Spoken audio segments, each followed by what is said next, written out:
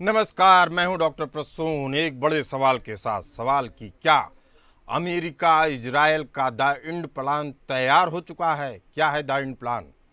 लेकिन इसी बीच अमेरिकी प्रेसिडेंट ट्रंप ने साफ कर दिया है कि गाजा में इजरायली हमले नरसंहार नहीं हैं, बल्कि यह युद्ध का दुष्परिणाम है, जिसका एकमात्र कारण 7 अक्टूबर को इजरायल में हमास द्वारा किया गया नरसंहार है। आज जब पूरा गाजा मलबे में तब्दील हो गया है, तो ट्रंप फिलिस्तीनियों को भरोसा दिला रहे हैं कि वह भूखे उन्हें नहीं मरने देंगे, जबकि हकीकत है कि गाजा आज के दौर में नरक बन गया है। डोनाल्ड ट्रंप से मीडिया ने पूछा कि क्या आप भी मानते हैं कि गाजा में जो हो रहा है वह नरसंहार है? डोनाल्ड ट्रंप ने कहा, मैं ऐसा नहीं मानता। यूरोपियन यूनियन, कनाडा सहित तमाम देशों के रुख के विपरीत ट्रंप ने साफ कर दिया है कि इजरायल को आत्मरक्षा का नैसर्गिक अधिकार है। ट्रंप ने कहा कि हमास के आतंकियों ने 7 अक्टूबर को इजरायल में जो तबाही मचाई, उसी के नतीजे में गाजा में आज जंग हो रही है। अमेरिकन प्रेसिडेंट ट्रंप ने गाजा में जारी इजरायल के हमलों को जायज करार दिया। ट्रंप ने यह भी कहा कि अमेरिका की ओर से फिलिस्तीन के लोगों को भूखे नहीं मरने दिया जाएगा, हम उन्हें राशन मुहैया कराएंगे। डोनाल्ड ट्रंप ने कहा कि हम चाहते हैं कि लोगों को खाना मिले, इजरायल वहां सहायता मुहैया करवाए, हम नहीं चाहते कि वहां कोई भी भूखमरी से मर जाए। डोनाल्ड ट्रंप ने जहां एक और इजरायल के हमलों का बचाव किया, तो वहीं फिलिस्तीनी शरणार्थियों के लिए सहायता भी मुहैया कराने की बात कही है। गौरतलब है कि यूरोपीय देश फ्रांस, ब्रिटेन, जर्मनी की ओर से इजरायल से अपील की गई है कि वह जल्द से जल्द सीज फायर लागू कर दे। यही नहीं, फिलिस्तीन को मान्यता देने की बात भी इन देशों ने कही है। इसी बीच फिलिस्तीन में 92 लोग फिर एक ही दिन में मारे गए। इन लोगों की मौत रविवार को हुई, जिसमें 56 लोग तो खाद्य सहायता का इंतजार कर रहे थे। दरअसल गाजा में हालात ऐसे हैं कि भूखमरी से मौतों का भी डर है। गाजा पट्टी में राशन तक की किल्लत है और दवाओं के लिए भी लोग परेशान हैं। अरब मीडिया के अनुसार इन मौतों से 6 लोग ऐसे मरे हैं जिनकी भूख लगने से मौत हुई। अरब न्यूज के अनुसार गाजा में अब तक 175 लोग खाने की कमी से मर गए, इसमें से 93 मासूम बच्चे शामिल हैं। आपको बता दें कि गाजा में भूखमरी के हालात के बाद भी हमास सीज फायर के लिए पूरी तरह से तैयार नहीं है। उसने अब तक हथियार डालने की भी संकेत नहीं दिए हैं। वहीं जमीनी हकीकत को भांपते हुए न्यूयॉर्क में अरब देशों ने हमास से हथियार डालने की मांग की है। सऊदी अरब और फ्रांस की अगुवाई में संयुक्त राष्ट्र संघ में हुए सम्मेलन में कतर, मिस्र जैसे देशों ने हमास से गाजा में सत्ता छोड़ने की मांग की है। आपको बता दें कि सऊदी अरब और फ्रांस की अगुवाई में संयुक्त राष्ट्र संघ में हुए उच्च स्तरीय सम्मेलन में एक ऐसी बात हुई जो अब तक असंभव मानी जा रही थी। न्यूयॉर्क में गुरुवार को अरब देशों ने ऐतिहासिक कदम उठाते हुए हमास से हथियार डालने की मांग की। पहली बार कतर, सऊदी अरब, मिस्र जैसे प्रमुख अरब देशों ने और मुस्लिम देशों ने सार्वजनिक रूप से हमास से गाजा में सत्ता छोड़ने और हथियार डालने की मांग की। यह मांग 22 सदस्यीय अरब लीग, पूरा यूरोपीय संघ और 17 अन्य देशों के साथ मिलकर एक संयुक्त घोषणा पत्र के रूप में सामने आई। हालांकि इस पर हमास ने अपना रुख साफ कर दिया है। हमास ने साफ कर दिया कि जब तक आज़ाद फिलिस्तीन देश की स्थापना नहीं होती, जिसमें यरूशलेम उसकी राजधानी हो, तब तक वह अपने हथियार नहीं डालेगा। हमास ने हैवानियत का प्रदर्शन करते हुए गाजा की सुरंगों में बंदी बनाए गए इजरायली बंधक डेविड का एक दिल दहलाने वाला वीडियो जारी किया, जिसमें वह अपनी खुद की खबर खोदते हुए दिखाई दे रहे हैं। इस 5 मिनट के वीडियो को शुक्रवार को हमास ने जारी किया। वीडियो में दुबले पतले हो चुके 24 साल के डेविड एक तंग सुरंग में कैलेंडर पर तारीखें काटते नजर आ रहे हैं। खुद को जीवित दफन होने की आशंका जताते हैं। वीडियो में डेविड कह रहे हैं कि मैंने कई दिनों से खाना नहीं खाया। कैमरे के पीछे खड़ा व्यक्ति उसे एक टीन का बीन्स देता है, जिसमें डेविड कहते हैं, यह पूरी कैन 2 दिन के लिए है ताकि मैं मरूं नहीं। वीडियो में जिस गड्ढे को खोद रहे हैं उसकी ओर इशारा करते हुए कहते हैं, मुझे लगता है कि यही मेरी कब्र है। समय खत्म हो रहा है। डेविड के हालिया वीडियो की पश्चिमी शक्तियों ने कड़ी आलोचना की है। फ्रांस, जर्मनी, ब्रिटेन और अमेरिका जैसे देशों ने इससे खासी नाराजगी जताई है। दूसरी तरफ इजरायल के विदेश मंत्रालय ने घोषणा की कि संयुक्त राष्ट्र सुरक्षा परिषद को मंगलवार सुबह गाजा बंधकों की स्थिति के मुद्दे पर एक विशेष सत्र आयोजित करेगी। ऐसे हालात में ट्रंप की बात जायज लगती है। असल में इस्लामिक मुल्कों की शह ने हमास को हैवान बना दिया है, जिसका पता अब अरब मुल्कों को भी लग रहा है। लेकिन इसका खामियाजा सबसे ज़्यादा फिलिस्तीनी जनता को भुगतना पड़ रहा है। गाजा पट्टी पर इजरायल के सैन्य अभियानों के पीछे कई कारण हैं, जिन्हें इजरायल अपनी राष्ट्रीय सुरक्षा के लिए आवश्यक मानता है। इजरायल का मुख्य लक्ष्य गाजा पट्टी का शासन करने वाले हमास आतंकवादी संगठन को खत्म करना है। इजरायल हमास को अपनी सुरक्षा के लिए एक बड़ा खतरा और निरंतर खतरा मानता है, खासकर 7 अक्टूबर 2023 को हमास द्वारा किए गए हमलों के बाद। इजरायल का कहना है कि जब तक हमास पूरी तरह से समाप्त नहीं हो जाता, बंधकों को वापस नहीं लाया जाता, तब तक वह अपने सैन्य अभियान को नहीं रोकेगा। हमास ने 7 अक्टूबर के हमले के दौरान कई इजरायली नागरिकों को बंधक बना लिया था। इजरायल ने कई बार कहा कि अगर हमास जिंदा बचे 20 नागरिकों को नहीं छोड़ता है तो वह अपने सैन्य अभियानों को और तेज कर देगा। आपको बता दें कि इजरायल का मानना है कि गाजा पट्टी में हमास की उपस्थिति के कारण भविष्य में भी ऐसे ही हमले और हो सकते हैं। इसीलिए इजरायल गाजा पट्टी के कुछ हिस्सों पर कब्जा जमाए रखना चाहता है, ताकि वह एक बफर जोन बना सके और भविष्य की संभावित हमलों से अपनी सुरक्षा कर सके। इजरायल का मानना है कि गाजा में हमास के ठिकानों, सुरंगों और हथियार भंडारों को निशाना बनाया जाएगा। उसका दावा है कि ये ठिकाने नागरिकों के बीच छिपे हुए हैं, जिसके कारण नागरिक मारे जा रहे हैं। यही वह मुख्य कारण है जिसके कारण अमेरिका सहित तमाम अरब देश भी अब इजरायल की तरफ झुकते दिख रहे हैं। लेकिन अब ऐसा लगता है कि हमास और इजरायल की लड़ाई का अंत नजदीक आ गया है। ट्रंप के दूत तो फिलहाल ऐसा ही दावा कर रहे हैं। ट्रंप के मिडिल ईस्ट के दूत स्टीव विटकॉफ ने कहा है कि अमेरिकी राष्ट्रपति ने इजरायल की सरकार के साथ मिलकर ऐसे प्लान पर काम कर रहे हैं जिससे गाजा में जारी लड़ाई हमेशा के लिए खत्म हो जाएगी। हालात ऐसे बन गए हैं कि हमास की आतंकी हरकत कम नहीं हो रही है। वहीं इजरायल खाने की लाइन में लगे आतंकियों को भी किसी भी हालत में बख्शने को तैयार नहीं है। ऐसे हालात में न्यूज एजेंसी रॉयटर्स के मुताबिक ट्रंप के मिडिल ईस्ट के दूत स्टीव विटकॉफ ने कहा है कि हमारे पास बहुत अच्छी योजना है जिसमें हम इजरायल के साथ मिलकर गाजा के पुनर्निर्माण का काम कर रहे हैं। विटकॉफ ने यह भी दावा किया कि हमास युद्ध समाप्त करने के लिए हथियार डालने के लिए तैयार हो गया है। 2007 से ही गाजा पर हमास ने पूर्ण रूप से अधिकार जमाया हुआ है।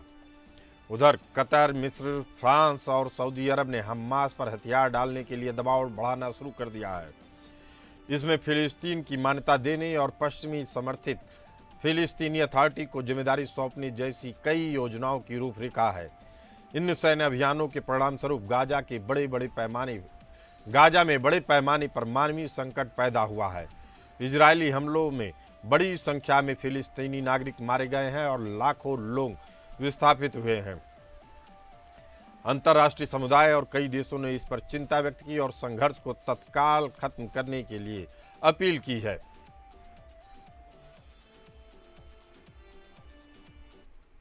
सवाल है कि इजरायल और अमेरिका की क्या है गाजा पुनर्निर्माण योजना, जिसे अरब मुल्कों से लेकर यूरोपीय देश भी शंका की दृष्टि से देख रहे हैं। अमेरिका गाजा के लिए एक स्थायी समाधान चाहता है जिसमें हमास के शासन का अंत हो और एक स्वतंत्र फिलिस्तीनी प्रशासन के तहत शासन स्थापित हो। अमेरिका के राष्ट्रपति डोनाल्ड ट्रंप ने गाजा को मिडिल ईस्ट का रिवेरा बनाने की एक योजना या विचार पेश किया है, जो एक तरह से गाजा को आधुनिक और विकसित शहर में बदलने की कल्पना करता है। अमेरिका इजरायल की गाजा के लोगों को दूसरे देशों में भी बसाने की योजना तैयार की है।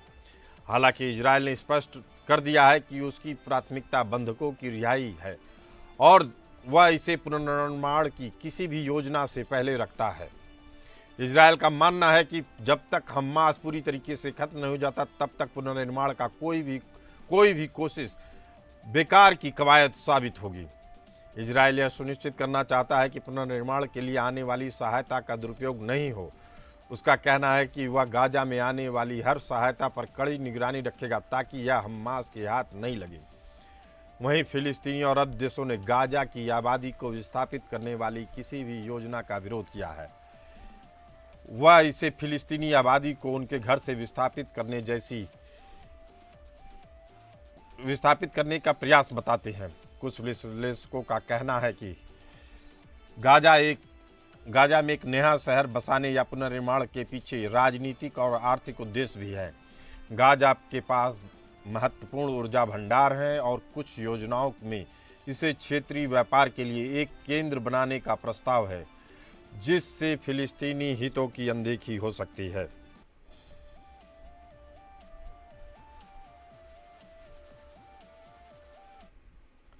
इसी मुद्दे पर चर्चा करने के लिए हमारे साथ मौजूद हैं संजीव श्रीवास्तव जी, जियोपॉलिटिकल एक्सपर्ट और रक्षा विशेषज्ञ के तौर पे ग्रुप हमारे साथ मौजूद हैं। वीएन झा साहब ग्रुप कैप्टन हैं। आप दोनों का बहुत बहुत स्वागत है। पहला सवाल संजीव श्रीवास्तव जी आपसे, गाजा में मानवीय संकट को कैसे रोका जा सकता है?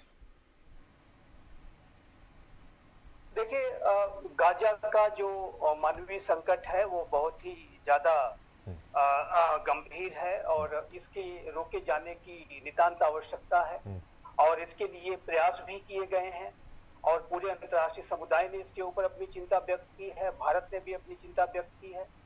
लेकिन ये जो संकट है ये इजराइल और हमास के बीच के चल रहे युद्ध का एक कोलैटरल जो डैमेज है और ये जो कोलैटरल डैमेजेस हैं वो जब तक ये युद्ध चलेगा वो समय समय पर होते रहेंगे और उसको मिनिमाइज तो जरूर करने की कोशिश की जाती रही है और इजराइल ने भी बार बार कहा है कि हम इसको कम से कम करना चाहते हैं। लेकिन जाहिर है कि हमास ने जिस तरीके से ह्यूमन सील्ड का इस्तेमाल करते हुए अनेक जो है वल्नरेबल कंडीशंस इजराइल के लिए खड़ी की, सिविलियन जो लोगों के बीच में जाकर के आतंकी छिप जाते हैं और हमने ये देखा था कि जब ये ऑपरेशन शुरू किया था इजराइल ने 7 अक्टूबर 2023 के बाद से, तो जो उनके जो बंकर्स थे उसके ऊपर हॉस्पिटल्स बना रखे थे, स्कूल्स बना रखे थे, तो उसकी वजह से जो ह्यूमैनिटेरियन क्राइसिस है वो बहुत हुई और ऑपरेशनल रिक्वायरमेंट्स की वजह से भी नॉर्थ से साउथ, साउथ से नॉर्थ डिस्प्लेसमेंट करने की प्रक्रिया में भी बहुत सारे लोग लॉसेस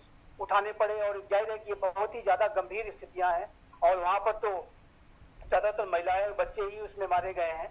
तो ये सब सारी बातें बड़ी दयनीय स्थिति को पैदा करती दयनीय स्थिति को पैदा कर रही हैं। लेकिन संजीव जी, क्या हमास ने ये बात नहीं सोची थी कि अगर ऐसे हमले होंगे तो उसके नतीजे क्या होंगे? इस पर मैं आऊँगा, लेकिन अभी उससे भी बड़ा सवाल है group captain VN Jha ji आपके लिए। हमास का अंत होने पर क्या शांति आ जाएगी? आपको इसकी उम्मीद लग रही है जैसा इजराइल मांग कर रहा है? बिल्कुल नहीं। हमास तो आज के दिन में सिर्फ एक जिहादी ऑर्गेनाइजेशंस हैं। आज के दिन में लगभग 300 से ज्यादा जिहादी ऑर्गेनाइजेशंस हैं जिसमें एक से एक खूंखार हैं। हमास, हिजबुल्ला और हुती तो सिर्फ 3 के नाम हैं जिसको ईरान ने शहदे रखी है, जिसको ईरान ने पाल रखा है, लेकिन बाकी और का क्या? आज के दिन में पूरे विश्व में मैंने कहा जो 300 से ज्यादा जिहादी ऑर्गेनाइजेशंस हैं, अगर हमास खत्म भी हो जाएगा तो वो हाँ या तो हिजबुल्ला के जगह ले लेगी या उसी आइडियोलॉजी पे कोई एक दूसरा संस्थान शुरू हो जाएगा। आप याद कीजिए जिन दिनों में पाकिस्तान में कुछ जिहादी संगठनों पे यूएन में ये लगा था, उसके ऊपर में रोक लगा था या जो सैंक्शंस लगे थे, क्या हुआ? उसने उन्हीं सारे लोगों को एक दूसरे नाम से वहां कर दिया। एलईटी नहीं है, एलईटी आज के दिन में बैन है, लेकिन टीआरएफ तो है। तो ये चलता रहेगा। ये जो जिहाद है प्रसून जी, जिहाद, अगर आप ये मान के चलते हैं कि इस्लाम में 7 खंबे हैं तो उस 7 खंबों में से जिहाद भी एक है। अगर 5 खंबे मान के चलते हैं तो जिहाद उसमें नहीं आता है। तो जब तक ये हैं, जब तक उसको चाहे उनके हदीस या उनके कुरान, ये रियान झा साहब, आप बड़ी बात कह रहे हैं। आप कह रहे हैं कि जब तक इस्लाम के मूल ढांचे में बदलाव नहीं होगा, ये आतंकी पलते रहेंगे, बढ़ते रहेंगे। बड़ा सवाल एक और है कि जब चप्पा चप्पा इजराइल ने सील करके रखा है, तो हमास को हथियार मिल कहाँ से रहे हैं, और अभी तक किस तरीके की सुरंगें, हालांकि बताया जाता 2500 सुरंगें हैं, उसके बाद भी इजराइल उस पर कंट्रोल नहीं कर पा रहा है। कारण क्या है? देखिए, सुरंगें जो हैं, ये सुरंगें गाजा के अंदर में तो हैं ही। कम से कम 2 सुरंगें ऐसी हैं जो कि गाजा को इजिप्ट से जोड़ती हैं। आज के दिन में कुछ ऐसी भी सुरंगें मानी जाती है जो कि जाके सागर में खुलती है। अब प्रसन्न जी, आपने काफी अच्छा अपना इंट्रोडक्शन दिया, लगभग सारे पहलू आपने कवर किए, लेकिन एक चीज आपने नहीं बताया जी। वो ये कि ये वॉर शुरू होने से पहले हमास एक आतंकी ऑर्गेनाइजेशन था, लेकिन उसके पास में यूनिफॉर्म नहीं थे, उसके पास में बुलेट प्रूफ जैकेट नहीं थे, उसके पास में जो आज के M6 M40 जो आधुनिकतम जो वेपन है वो नहीं थे। ये कहां से आए? ये तो ईरान ने दिए थे। ये तो हमने पहले भी कई बार डिबेट में बताया जा चुका है कि ईरान पूरी तरीके से सपोर्ट करता रहा है, ये तो जग जाहिर बात है। झा साहब, एक चीज और है बड़ी, जो आपने बहुत अच्छी बात कही, ये पहलू सही छूट रहा था, जो हमारे आज के दर्शक हैं उनके लिए छूट सकता था। ईरान बड़ी मदद कर रहा है, आज की भी तारीख में उसको वही हथियार उपलब्ध करवा रहा है। लेकिन संजीव श्रीवास्तव जी हमारे साथ मौजूद हैं। मैंने पूछा था कि 7 अक्टूबर 2023 के हमले के पीछे असली कारण क्या था, हमास ने किस मानसिकता के कारण इस पर हमला किया? जी जी, मानसिकता देखिए बेहद शैतानी थी और क्लैश ऑफ सिविलाइजेशंस को कराने की इजराइल और अरब राष्ट्रों के बीच में जो नॉर्मलाइजेशन की प्रक्रिया चल रही थी, 2020 से जो अब्राहम एकॉर्ड साइन करने के बाद ज्यूज, मुस्लिम और क्रिश्चियंस के बीच में जो संवाद चल रहा था, डायलॉग अमंग सिविलाइजेशन जिसको कहते हैं, वो प्रक्रिया राष्ट्रपति डोनाल्ड ट्रंप के पहले कार्यकाल में शुरू हुई थी। उसको ये जो हमास है वो तोड़ना चाहता था। और ये जो आतंकी संगठन है, चाहे वो हमास हो, जैसा कि झा साहब ने बताया कि ऐसे तो सीरीज ऑफ ऑर्गेनाइजेशंस हैं जो कि लगातार अपने इसी आसुरी शैतानी जो सोच है उसकी मानसिकता से वो ग्रसित है और उसके आधार पर साजिशें रचते हैं। और इनका लक्ष्य इजराइल को आइसोलेट करने का था। इजराइल को अरब राष्ट्रों के साथ कोई उनकी पार्टनरशिप न बन पाए। जिस तरह से यूएई ने, बहरीन ने, कई राष्ट्रों ने उसे रिकॉग्नाइज कर लिया था, सऊदी अरेबिया भी रिकॉग्नाइज करने जा रहा था। तो ऐसे में ये जो हमास था ये काफी चिंतित हो गया और तो वो इजराइल को किसी भी तरीके से वो जो नॉर्मलाइजेशन की प्रक्रिया को डिरेल करने के लिए उसने हमला किया। क्योंकि आप देखिए संजीव श्रीवास्तव जी, जी आप पूरी बात कर लीजिए अपनी। 2007 से ये हमास शासन कर रहा था गाजा पर, लेकिन 2023 में इतने लंबे समय तक उसने सिर्फ एक ही काम लगता है किया है, वो है सुरंगें बनाने का कार्य। और सुरंगें उसने इतनी टनल्स का जो जाल नहीं है, उसको जंजाल मैं कहूंगा, उसने बना करके रखा हुआ है। इजराइल को बड़ी दिक्कतों का सामना करना पड़ रहा है कि उस सुरंगों को पूरी तरह से नेस्तनाबूद करे। लेकिन ये जो हमास था, इसने 2007 के बाद 2023 में आकर के ये हमला किया। और उसका जो आपने पूछा कारण क्या है, तो उसका कारण यही था कि वो इजराइल के प्रति जो नफरत है, जो घृणा है, जो उसके इजराइल के अस्तित्व को मिटाने की जो एक उनकी एक बहुत ही खतरनाक सोच है, जिसका कि प्रणेता ईरान है। ईरान भी इसी तरह से चाहता है कि इजराइल वर्ल्ड मैप से मिट जाए। और 7 अक्टूबर को जिस तरीके से बेरहमी से और हर तरीके की निशंसता की सीमाओं को पार करते हुए महिलाओं, बच्चों, व्हील चेयर पर बैठे हुए बुजुर्गों, किसी को नहीं बख्शा गया, इसीलिए उसका अंजाम फिलिस्तीनी जनता को भी भुगतना पड़ रहा है। यानी अगर आप अपने शासकों पर लगाम नहीं लगाते हैं तो उसके दुष्परिणाम भी आपको भुगतने पड़ेंगे। यह फिलिस्तीन, खासकर गाजा के लोगों को समझ में शायद अब आ गया होगा। संजीव जी, उससे बड़ा सवाल है, यरूशलेम में जिस अल अक्सा मस्जिद को लेकर विवाद होता रहता है, अल अक्सा ईसाइयों का, यहूदियों का और मुस्लिमों तीनों के लिए पवित्र स्थान माना जाता है। कल वहाँ के सुरक्षा मंत्री जाते हैं इजराइल के, वहाँ पूजा करते हैं। हालांकि नियमों के मुताबिक उनको वहाँ पूजा करने की मनाही है, लेकिन वो अपने साथ 1000-1200 लोगों को लेके जाते हैं, पूजा पाठ करते हैं और कहते हैं हमने प्रार्थना की एक बंधुकों की रिहाई हो। क्या लगता है कि गाजा के बाद अल-अक्सा का भी नक्शा बदला जाएगा, अल-अक्सा की मान्यताएं बदली जाएंगी? यहूदी अपने 1000 ईसा पूर्व के उस मंदिर को दोबारा पाने की कोशिश करेंगे?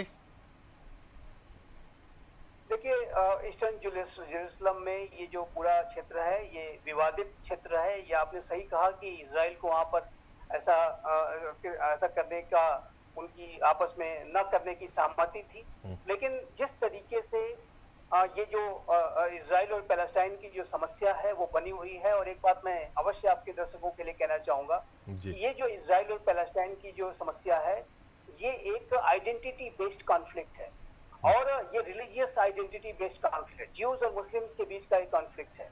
और जाहिर है कि वो जो स्थल अगर उसकी बात करें तो वो क्रिश्चियंस के लिए भी बहुत पवित्र है, और सभी के अपने अपने क्लेम्स हैं।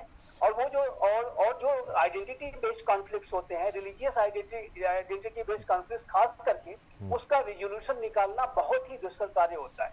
वीएन झा साहब एक बड़ी अहम बात बता रहे थे, कह रहे थे कि इस्लाम के अगर 7 पिलर हैं तो साथ में एक जिहाद भी है, और जिहाद के रहते दुनिया में अमन चैन शांति की उम्मीद करना बेकार है, क्योंकि वह दूसरे धर्म के लोगों को स्वीकार ही नहीं कर सकता है। ऐसी स्थिति में आपको लगता है कि बिना एक पार्टी के खत्म हुए दूसरी पार्टी को सुकून मिल सकता है? देखिए, एक बात बहुत स्पष्ट है कि जो लोग इस तरीके की मानसिकता रखते हैं कि सिर्फ अपना ही धर्म ही सब कुछ है और दूसरे धर्म का अस्तित्व भी नहीं रहना चाहिए, सब कुछ उन्हीं के धर्म के जैसा होना चाहिए, ऐसे लोगों की जो विचारधारा है, जिसको मैं कहूंगा ये शैतानी सोच है, और ये एक बेहद नकारात्मक सोच है। इस तरीके की जो सोच है वो मानवता के विरुद्ध ये सोच है।